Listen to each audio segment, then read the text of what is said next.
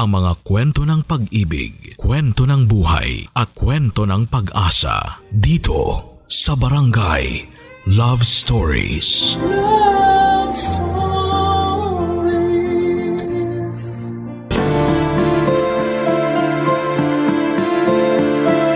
Maraming alaala ang masarap balikan, lalo na noong tayo ay mga bata pa lamang.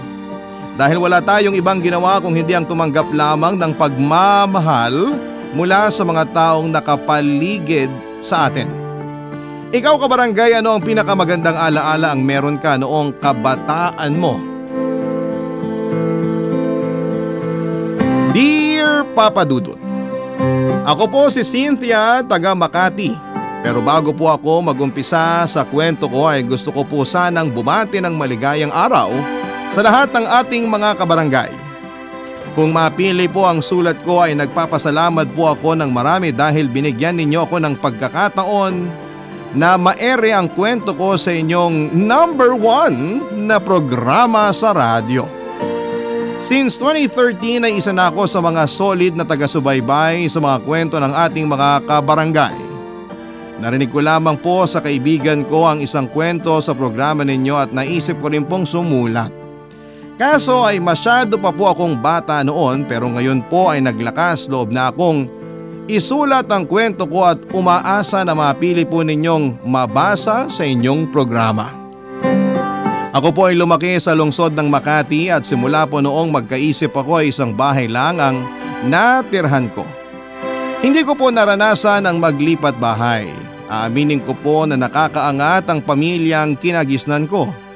Hindi ko po naranasan na mamroblema pagdating sa pera sa tuwing manghihingi ako ng allowance o kahit pangluho lang ay ibinibigay sa akin.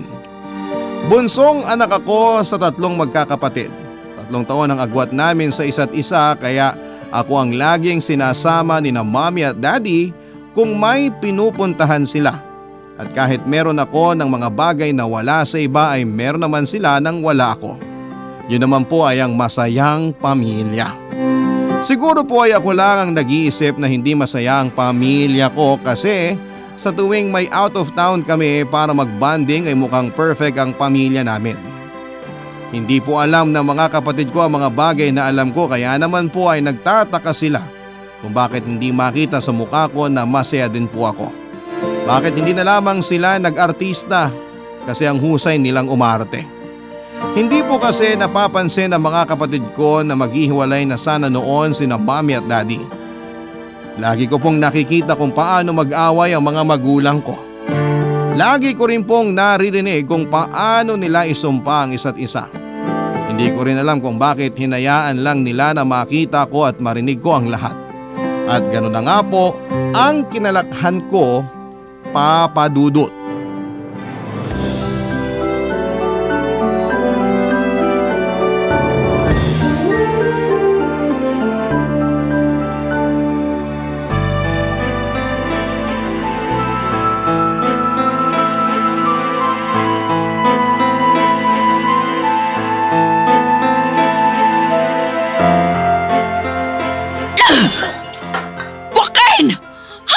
Talaga? Iba na naman ang babae mo? Ano bang akala mo, tanga ako para hindi ko malaman? Maghiwalay na tayo! Bukas na bukas, tatawag ako si attorney! Ano ba, Carmen? Itigilan mo nga yung kakabato sa akin na kung ano lang mahawakan mo. Hindi ka ba nahihiya? Nakikita ka ng anak mo. Nahihiya? Naririnig mo ba ang sarili mo? Ikaw ang dapat mahiyawakin! Hindi ko alam kung anong sinasabi mo. Matulog ka na at marami nang nainom mo. Bukas tayo mag-usap, honey. Paano mo nagagawang tawagin akong honey sa kabila ng lahat ng ginawa mong panluloko sa akin? Napakababoy mo! Kaya hindi na ako magtataka kung isang araw may magpakilala dito sa bahay at sasabihing anak mo siya. Carmen, tumigil ka na! Naririnig ka ni Cynthia. Maawa ka naman sa anak mo. Maawa? Dapat sa sarili mo yan sinasabi. Matulog ka na, anak.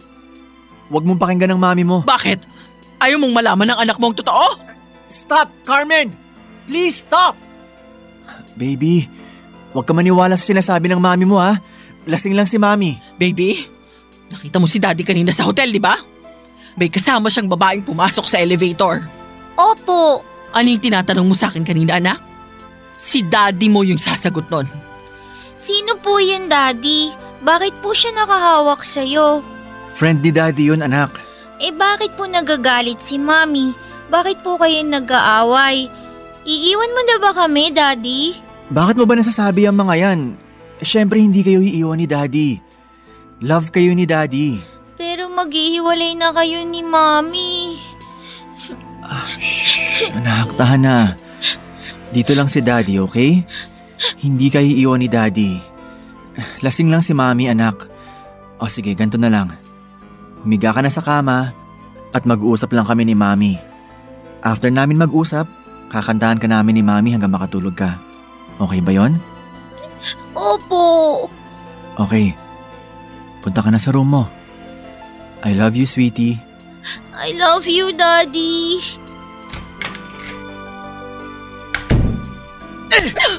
Ano?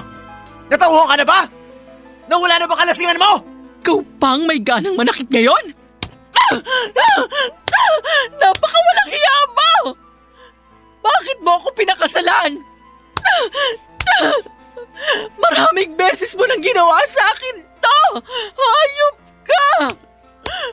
Paanong hindi ka masasaktan? Nababaliw ka na ba? Bakit mo sinama si Cynthia sa hotel?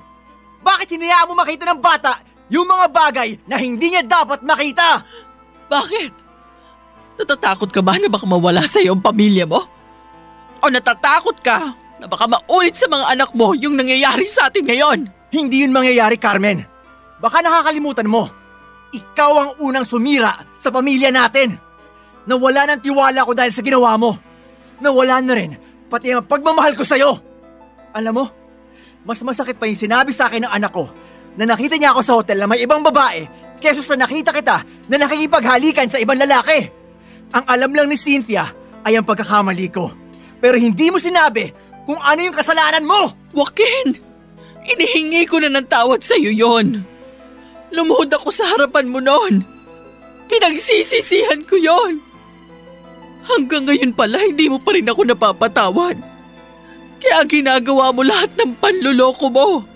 Bakit hindi mo pwedeng gawing dahilan ng isang pagkakamali para pa ulit-ulit mo akong saktan?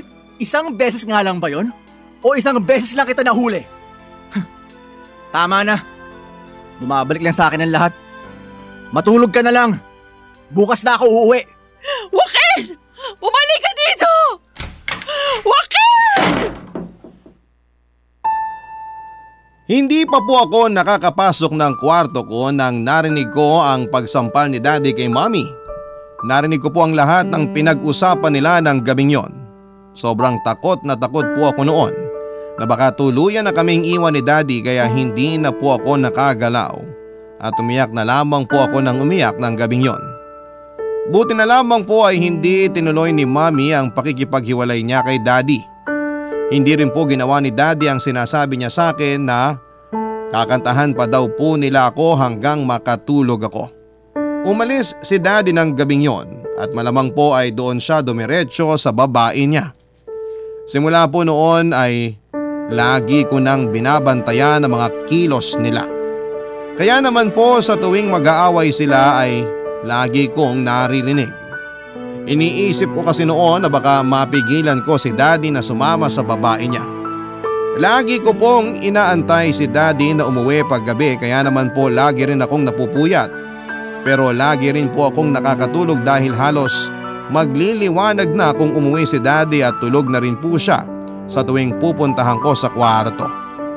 Simula noong marinig kong mag-away sila Mommy ay feeling ko po ay iniiwasan na ako ni Daddy.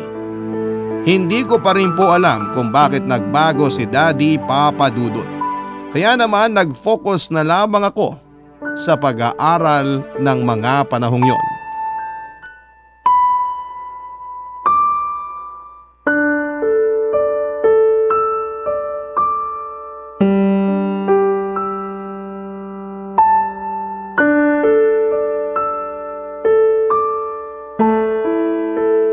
Hi, Mommy!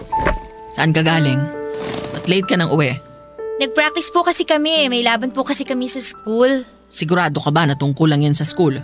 Opo, sinabi ko na po sa inyo ni Daddy last month pa. Nakalimutan niyo na po? Okay lang, sanay na naman po ako. Marami lang akong iniisip kaya nakalimutan ko. Pero hindi ibig sabihin nun na hindi kita binibigyan ng importansya. Kaya nga po sanay na ako eh. Kasi alam ko naman na marami kayong iniisip ni Daddy. Sa dami nga po ng iniisip nyo, laging 2 days after ng birthday ko doon nyo lang ako babatiin. Kaya bakit naman po ako aasa na maaalala nyo yung laban ko sa school? Hindi rin naman po ako mag-expect na maaalala nyo yung mismong araw na yon. Sige, susubukan kong pumunta sa araw na yon. Sabihin ko sa daddy mo. Ay, wag na ho. Masasaktan lang ako kung aasa ko na dadating kayo. Huwag kayong mag-alala, sanay na naman po ako eh. Dadagdag lang ako sa isipin ninyo. Bakit, Cynthia? Para sa inyo din naman kung bakit kailangan naming gawin ang mga bagay na to. Para sa amin? O para sa sarili nyo? Kasi sa totoo lang, mas kailangan ko kayo kesa dyan sa sinasabi nyo na ginagawa nyo para sa amin. Sobrang tagal na ang nilaan ninyo para sa trabaho nyo. Hindi pa ba sapat yung meron kayo? Kailan ka pa natuto sumagot ng ganyan? Tama na, Joaquin. Anak, siguro magpahinga ka na lang muna sa kwarto mo. Sige na, umakyat ka na. Bakit mo pinaalis? Kaya nagiging bastos yung batang yan eh. Pwede naman natin kausapin sa susunod. Sigurado pagod na siya. Yan! Diyan ka magaling! I-tolerate yung bata kahit mali na yung ginagawa. Hindi ko kinukonsinte, Joaquin. Iniintindi ko lang. Kahit anong mangyari, anak ko pa rin siya. Alam kong hindi na natin nabibigay yung atensyon na kailangan niya. Kaya niya nasabi yun.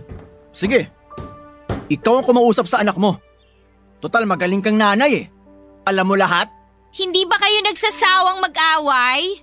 Lagi-lagi na lang eh. Bakit ba pag ako lang yung kaharap nyo, pinapakita nyo palagi ang ugali ninyo? Pero bakit pag kay ate at kay kuya, hindi naman kayo ganyan? Bakit nakikinig ka pa sa usapan namin?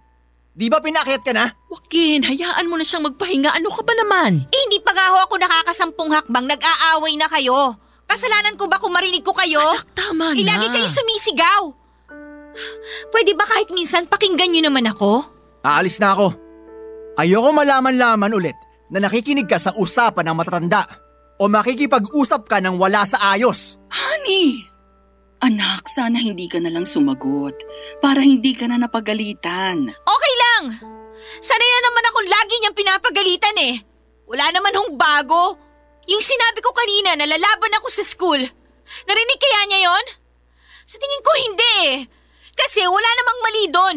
Yung mali ko lang naman kasi ang napapansin nyo. As usual ay wala pong pumunta sa competition na sinalihan ko. Nakalimutan po nila yon sigurado. Napuno ng galit ang puso ko ng panahong yon, Papa Dudut. Sana hindi na lang rin nila pinaalam sa akin lahat-lahat tulad sa mga kapatid ko. Gustong gusto kong itanong sa kanila kung bakit parang walang ako. Kung mag-away sila sa harapan ko ay parang wala lang sa kanila. Ako ang pinakabata sa pamilya, dapat ako ang binibigyan ng proteksyon. Hindi ko rin po alam kung bakit nag-iba si Daddy. Noon ang akala ko ako ang favorite niya dahil sobrang sweet sa akin ni Daddy. Pero ngayon ay wala na akong makitang emosyon sa mukha niya sa tuwing nagkikita kami.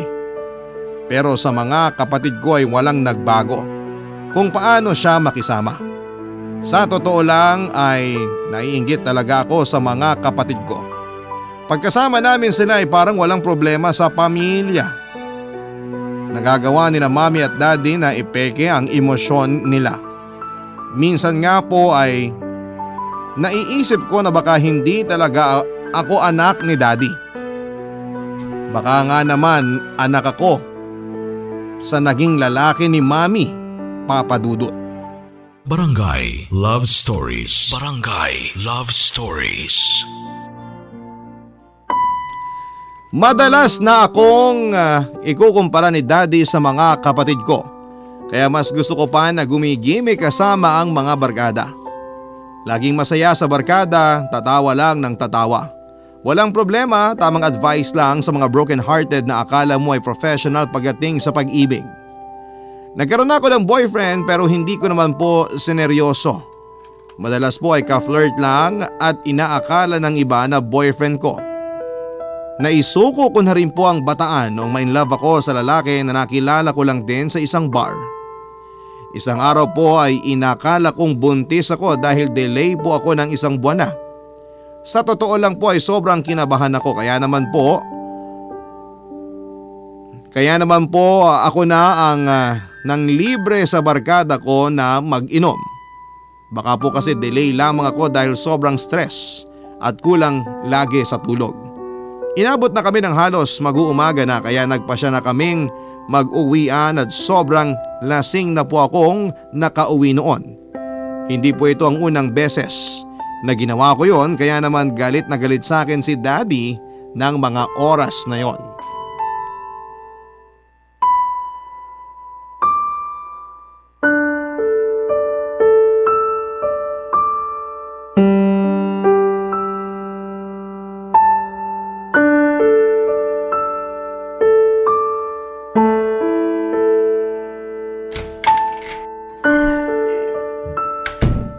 Cynthia? Lasing ka na naman? Di ba sinabihan na kita na huwag kang uuwi ng ganyan ang itsura mo? Yan bang natututunan mo sa college? Umuwi lagi ng lasing? Huwag mo naman akong pagalitan. Teka, anong oras na ba? Siguro 4:00 na no? Kasi nandito ka na sa bahay eh. Alam mo ba dati, iniintay kita laging umuwi. Nagpupuyat talaga ako, kaso nakakatulog din ako kasi bata pa ako nun eh. Tapos, hindi mo na ako pinapansin. Ano bang kasalanan ko sa inyo? Bakit hindi mo na ako mahal? Siguro, dahil nakita kita dati sa hotel na may ibang babae no? Siguro nga, yun no? Siguro yun ang dahilan. Stop talking nonsense, Cynthia. Lasing ka. Bukas tayo mag-usap. Yan! Ganyan yung sinabi mo nun kay Mami eh. Ganyan yun eh. Natatandaan ko pa yun. Alam mo ba na inantay kita nun? Inantay pa rin kita nun kahit alam kong dun ka matutulog sa kabit mo. Cynthia, anak, tumigil ka na. Lasing ka anak. Naririnig ko kayo hanggang kwarto kaya bumaba ako.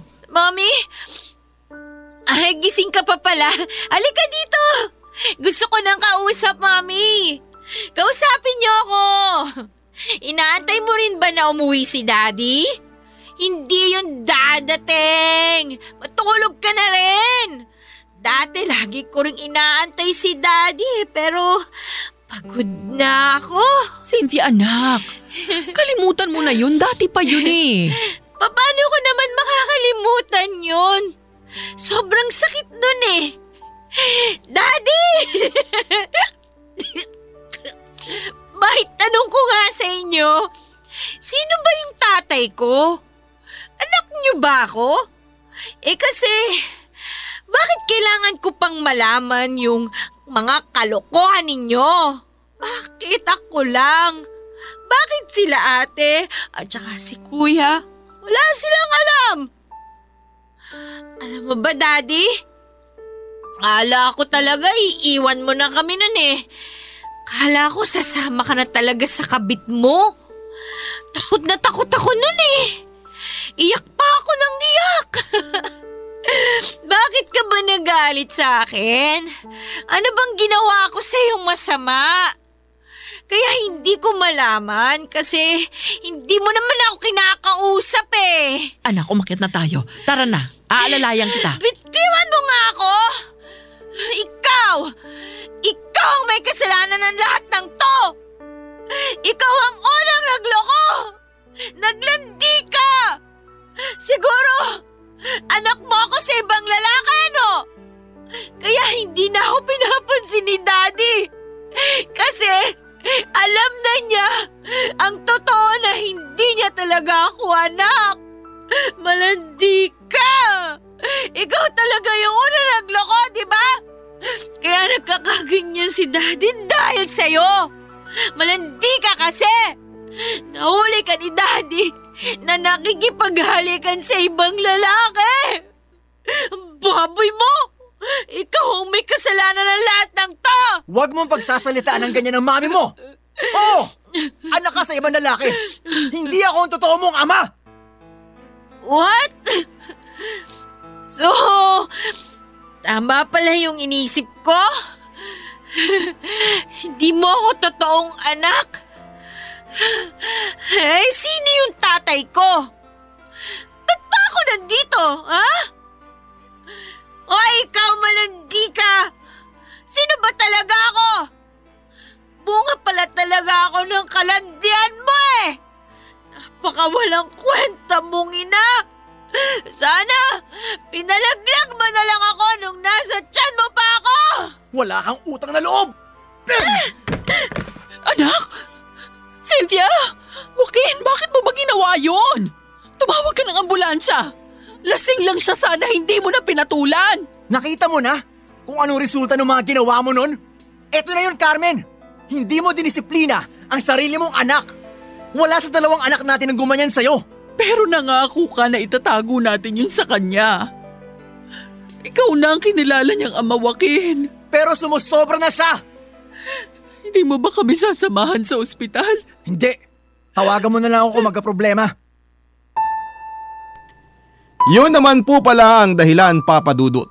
Hindi talaga ako tunay na anak ni Daddy. Ngayon po ay alam ko na kung bakit ganon si Daddy sa akin. Kung bakit iba ang trato niya sa akin kumpara sa dalawa kong kapatid. Hindi pala niya ako tunay na anak. Pero bakit naging sweet pa siya sa akin noon? Sana'y hindi na lamang niya ako pinakitaan ng ganong bagay. Siguro ay sinubukan niya na tanggapin ako bilang tunay na anak niya. Pero hindi niya talaga kaya. Paglabas ko po sa ospital ay nagpahinga lamang po ako ng ilang araw sa bahay at sumama na ulit ako sa gimmick ng barkada. Pero hindi na po kasing saya tulad ng dati. Napag-usapan namin ng kabarkada ko na magbubukas na raw yung business niya. Nagpasya po akong maglayas noon sa bahay namin, dala ang konting ipon ko at nakipag-usap kung pwede na ipasok ako sa computer shop ng kabarkada ko. Hindi ko na rin po pinagpatuloy ang pag-aaral ko. Wala naman po akong alam pa noon na pwedeng maging source of income. Noong lumayas ako kaya pinatos ko na ang pagbabantay sa computer shop. Si Mami naman po ay patuloy ang pangungulit sa akin na umuwi na raw ako. Naaawa na ako sa sitwasyon ni Mami pero mas nakakaawa naman ako kung titira pa rin ako sa bahay na kung saan ay sampid lamang ako, Papa Dudut.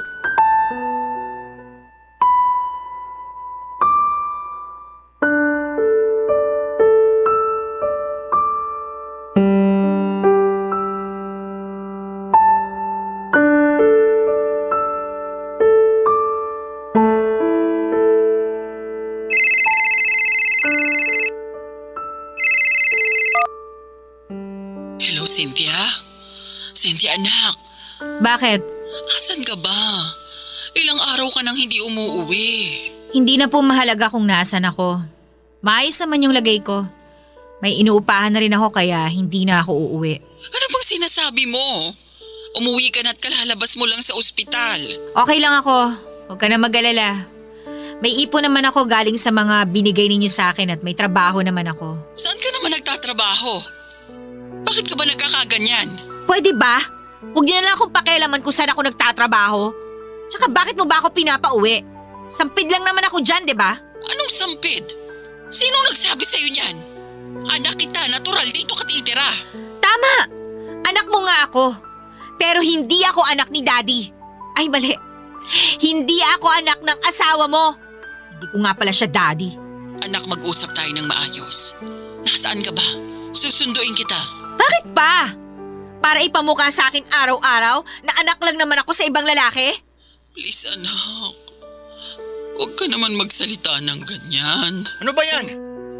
Kung ayaw umuwi, hayaan mo na. Uuwi rin yan pag gutom na. Sabihin mo sa asawa mo, kahit magutom pa ako, hindi ako uuwi. Mas gugustuhin ko pa na magpaalila na lang kesa umuwi dyan. Akin na nga yan. Joaquin, sandali lang. Akin na yan. Hello? Cynthia? Bakit? Bakit mo inagaw sa mami ko yung phone? Ayaw kitang kausap. Balik mo sa mami ko. Ano bang ginagawa mo? Umiiyak na ang mami mo dito. Baka naman pwedeng sundin mo na lang ang gusto ng mami mo. Ganon? Pasensya na ha. Hindi pa ako nagugutom, kaya hindi ako uuwi. Bababa ko na. Kalimutan mo na yung sinabi ko. Galit ako kaya nasabi ko yon. Ang alin doon? Yung hindi mo ako anak? So ikaw ang daddy ko? Totoong anak ka ng mami mo sa ibang lalaki. Pero ako pa rin ang daddy mo. Mahal kita tulad ng pagmamahal ko sa mga kapatid mo. Pero hindi yun ang pinaramdam mo sa akin. Totoong pinilit ko ang sarili ko na mahalin ka na parang tunay kong anak. Mahirap yon, pero sinubukan ko pa rin. Pero nadadalas lang away namin ng mami mo kaya nadadamay rin kita. Kaya please, umuwi ka na. Hindi ko naman pagkakamali yung ginawa ni mami sa'yo eh. Hindi na ako uuwi. Ilang beses kong sinubukan na kausapin ka dati. Pero lagi kang walang time. Pasensya na pero wala na rin akong time. Bye. Papa Dudut, hindi po talaga ako umuwi. Pinanindigan ko ang pagre-rebelde ko. Hindi ko pa rin po maintindihan kung bakit affected siya sa tuwing nasasaktan si mami, pero umuwi naman po siya sa bahay ng kabit niya. Bakit pa kasi ako isinilang ni mami at sana ay pinalaglag na lamang ako kung ganito lang din naman pala ang magiging buhay ko. Sa totoo lang, Papa Dudut, ay hindi ako sanay sa buhay na pinili ko. Hindi ako sanay na matulog sa maliit na kutsyon at electric fan lamang. Mainit at malamok at pumayat din ako ng husto dahil sobrang nahihirapan ako noon. Papa Dudut, parang gusto ko na nga lang umuwi noon sa bahay namin kaso baka sabihin lang ulit na gutom na ako kaya umuwi ako. Barangay Love Stories. Barangay Love Stories. Hindi ko pa rin ibinaba ang pride ko kahit na sinabi ni Daddy ang rason niya. Hindi yon sapat na dahilan para sa akin. Ayaw ko na rin munang magkaroon ng ugnayan sa kanila, total yun din naman ang pinaramdam nila. Noong doon pa ako nakatira, Papa Dudut. Meron pong madalas na pumunta sa computer shop noon si Billy. Gwapo ito at maganda ang katawan at lagi siyang naglalaro sa parehong pwesto kung saan ay malapit yon sa akin. Hanggang sa naging friends na nga po kami at mabilis lang na nahulog ang loob ko sa ipinakita niya sa akin. At dagdag na ang pisikal nitong itsura. Nakilala ko na rin ang ibang friends niya pag lumalabas kami tuwing wala kaming trabaho. Isa po siyang barista sa isang coffee shop. Meron na rin pong nangyayari sa amin kahit na wala naman talaga kaming relasyon. Sa paglipas nga ng isang buwan po ay may napapansin ako na iba sa sarili ko. May mga pagkain akong kakainin at bigla na lamang susuka at sobrang gutom na gutom ako lagi. Kinutuban na ako kaya po gumamit ako ng pregnancy test at halos gumuho ang mundo ko nang nag-positive po ako sa PT, Papa Dudut. Nag-iiyak po ako sa tuwing iniisip kong magpalaglag. Hindi ko po kaya naman nag-decide ako na buhayin ang bata. Isang buwan na rin pong hindi nagpapakita sa akin si Billy. Hindi ko po alam kung anong dahilan niya, kung bakit bigla na lang siyang hindi nagparamdam sa akin. Kaya nagtanong-tanong po ako sa mga common friends namin para mahanap at makausap ko siya. At sa wakas ay nakausap ko na rin siya, Papa Dudut.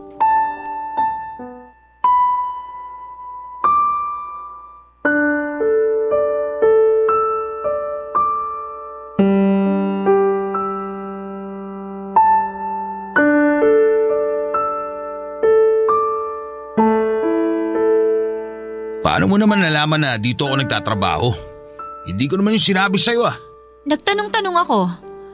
Lunch break mo naman. Gusto sana kita makausap. Oo, lunch break ko nga. Tungkol saan naman?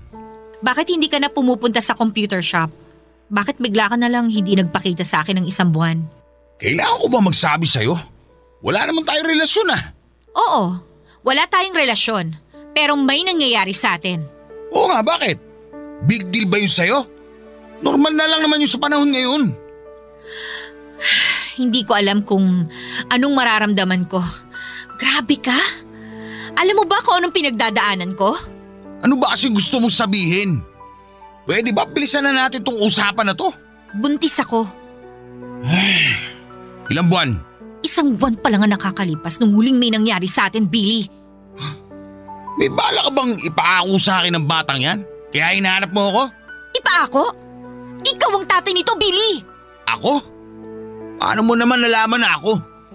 Hindi ka naman virgin o may nangyari sa atin. Malay ko ba kung may sumalisi sa'yo? Kaya paano ako maniniwala na ako ang ama niyan? At may girlfriend ako, hoy. Kaya hindi pwede ang gusto mo. Ang kapal naman ng mukha mo. Kung iniisip mo na ipipilit ko sa'yo ang batang to, pwes nagkakamali ka. Hindi nga ako perfect. Hindi nga ikaw ang unang nakatabi ko sa kama. Hindi ko naman dinideny yun eh. Hindi nga ako matino at malinis na babae. Tama ka.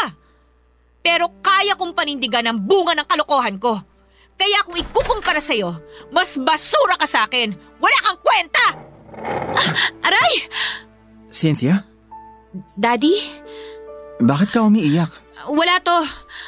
Bakit nandito ka? Kasama ko sina Tita Emily mo at Miko. Pinauna ko sila dito sa loob kasi may kinakausap ako sa phone. Kakatapos lang din namin mag-lunch. Alis na ako. Cynthia, wait! Cynthia, anak, saglit lang. Hindi mo ako totoong anak! Please, patawarin mo ko sa mga sinabi ko noon. Pero minahal kita na parang totoo kong anak. Pero ako yung bunga na pagtataksil sa'yo ni Mami, di ba? Oo. Nagpadala ko sa emosyon ko noon pero gusto kong bumawi sa'yo. Ang tagal na panahon kong gustong makausap ka. Gusto kong itanong kung bakit bigla ka na lang nagalit sa akin. I'm sorry, anak. Sana hayaan mo naman makabawi ako sa'yo at sa mami mo. Si Emily, siya yung kabit mo, di ba? Yung kasama niya. Anak niyo ba yon? Oo. Paano ka babawi kung kinakasama mo yung kabit mo? Ginagawa ko lang to para kay Miko. Kailangan pa rin niya ako. Eh ako, kailangan rin naman kita nun eh. Wala nga pala akong karapatan na magalit dahil hindi mo naman ako anak. At wala rin akong karapatan na magtampo. Patawarin mo ako sa nagawa ko, anak. Anak, parang namumutla ka. May sakit ka ba? Wala po to. Okay lang ako. Anak, gising! Gising, Cynthia! Nawalan na nga po ako ng malay noon, Papa Dudut. Hindi ko na po alam ang mga sumunod na nangyari. Basta ang kwento po sa akin ni Mami, si Daddy daw po ang naghatid sa akin sa ospital. Hindi ko rin po alam kung anong nangyari sa kabit noon ni Daddy noong hinatid niya ako. Binanindigan din po talaga ni Billy ang sinabi niya na hindi sa kanya ang bata.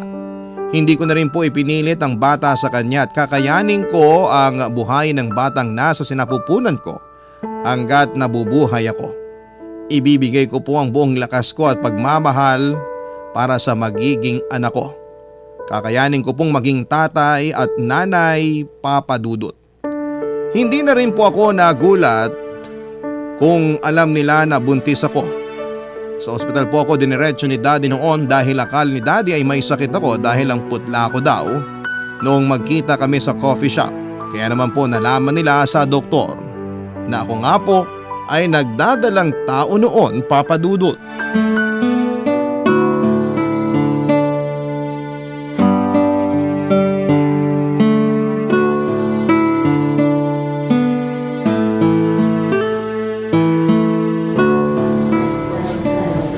Buntis ka pala.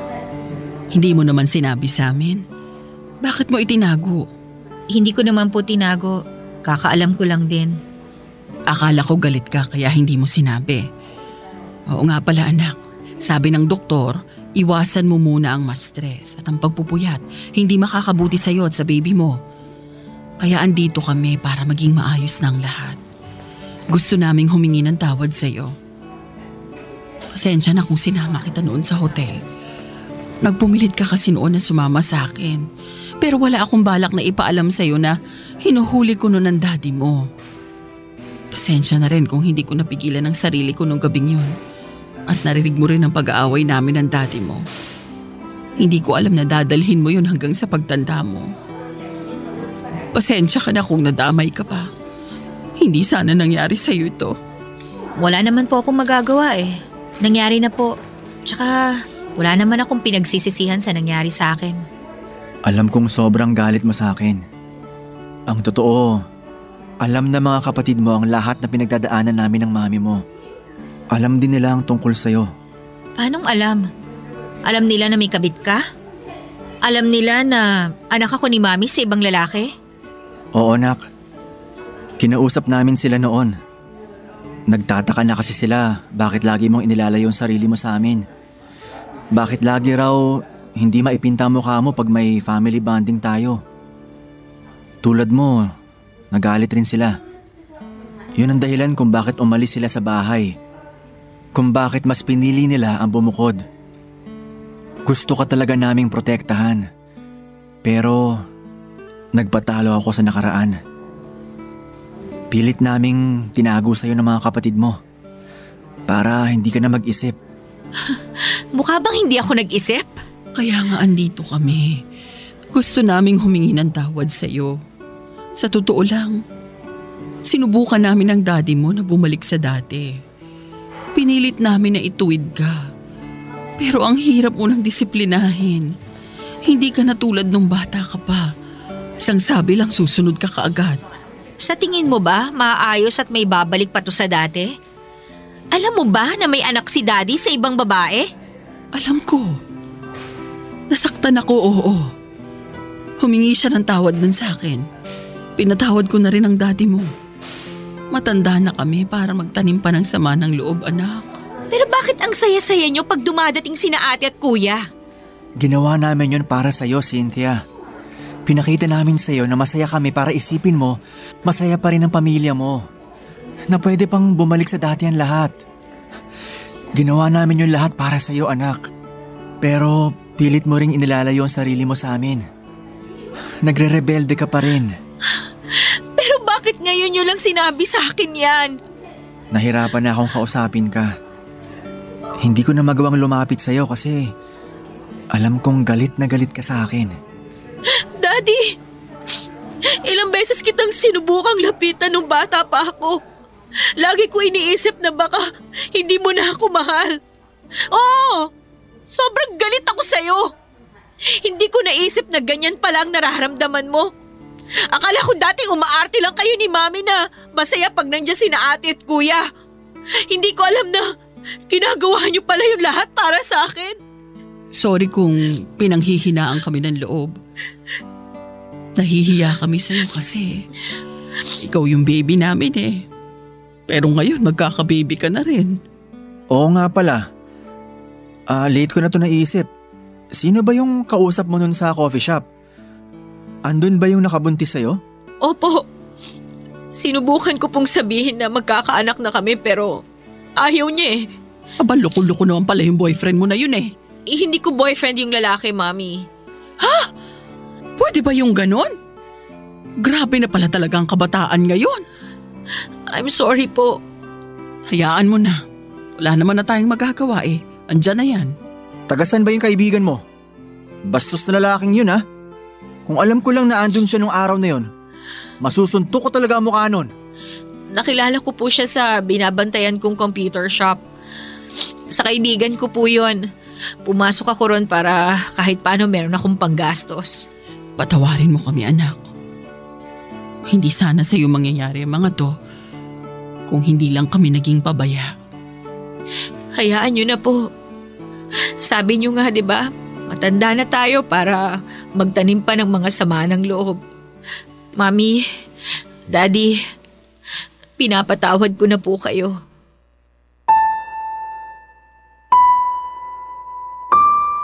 Nakalabas din po agad ako noon sa ospital, Papa Dudut. Feeling ko po ay bumalik ako sa pagkabata at nakakatuwa dahil sinusubukan talaga nila na punan ang mga taon na nagkulang sila bilang magulang. Hindi po madali para sa akin at nasasaktan pa rin po ako sa tuwing naaalala ko na hindi naman talaga ako anak ni Daddy. Pero pinangako ko rin po na hindi ko hahayaan na mangyari sa anak ko ang mga naranasan ko sa buhay. Naghanap po ako ng mas maayos na trabaho para matustusan ang pangangailangan ng anak ko. Hindi ako umasa sa mga magulang ko at dahil wala na rin pong pinagkakabalahan si Mami ay siya ang nag-aalaga sa kanyang unang apo habang nagtatrabaho po ako. Si Daddy naman po ay ganun pa rin ang sitwasyon. Umalis pa rin po siya sa bahay at kailangan din po niya na magtrabaho para kay Miko. Natanggap na rin naman ng pamilya namin ang sitwasyon ni Daddy at hindi na rin ako galit sa anak ni Daddy dahil tulad ko ay anak din siya sa ibang babae. Sa totoo lang po ay nakapunta na si Miko sa bahay namin. Aaminin ko po noong una ay parang ayoko sa kanya. Pero naisip ko naman po na hindi rin niya gusto kung ano ang sitwasyon ng magulang niya. Kaya naman pinilit ko na rin pong tanggapin siya. Si Kuya po ang lagi niyang kasama dahil gustong gusto talaga ni Kuya ang magkaroon ng kapatid na lalaki. Yan po ang kwento ng aking buhay, Papa Dudut. Maraming salamat po sa pakikinig ng aking sariling istorya. Salamat din po sa inyong programa na walang sawa na sinusubaybayan ko araw-araw. Sana po ay may natutunan kayong aral lalo na sa mga magulang at magiging magulang dyan balang araw. Ang lahat ng bagay ay pwedeng pag-usapan ng maayos basta marunong humingi ng tawad at syempre ang magpatawad. Sa mga kabarangay, ang pamilya ang pinakaunang binibigyan ng proteksyon bago ang ibang bagay. Dahil sa loob dapat ng pamilya ang unang pagmamahal na mararanasan ng mga bata. Maraming salamat po sa inyo, ang inyong forever kapuso at kabarangay forever, Cynthia. Nagustuhan ng iyong napakinggan? Ituloy yan via live stream sa www.gmanetwork.com/radio. Barangay LS 97.1 Forever!